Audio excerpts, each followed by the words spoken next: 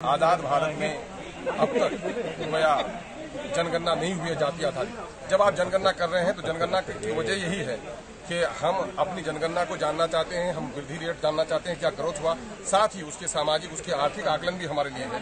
तो जब हम पॉलिसी बनाएंगे और अलग अलग स्टेट में अलग अलग जो हम सब कास्ट को रिजर्वेशन भी दे रहे हैं, तो रिजर्वेशन का आधार क्या होगा। अगर 27% ओबीसी को रिजर्वेशन है तो ओबीसी में बहुत सारे कास्ट है, किनका क्या हिस्सा होगा, अलग कंपार्टमेंट भी उनका तय होना चाहिए। जिस तरह अभी हमारे सुरजापुरी को रिजर्वेशन दिया गया है, लेकिन उसकी सही तादाद सरकार के पास कोई आंकड़ा नहीं है। तो हम लोग कह रहे हैं कि भाई आप कीजिए ताकि उसमें सुरजापुरी भी शामिल हो, चाहे उसमें कुलिया भी शामिल हो, सैखड़ा भी, सबकी गिनती हो।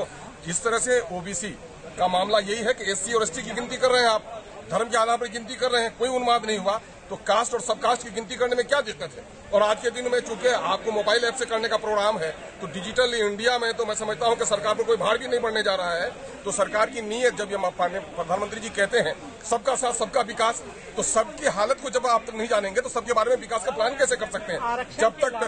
जब तक पैथोलॉजिकल रिपोर्ट अच्छी नहीं आएगी, डॉक्टर दवा नहीं लिख सकता है, जब तक सेंसस में जाति आधारित जनगणना नहीं होगी, तब तक तमाम तक पिछड़े लोगों के लिए प्लान नहीं बनाया जा सकता है। हमारा आरक्षण के अलावा क्या क्या फायदे हो सकते हैं भाई, सवाल ये पैदा होता है कि उसका एजुकेशन क्या लेवल है, उसकी आर्थिक स्थिति क्या है, उसकी सामाजिक स्थिति क्या है।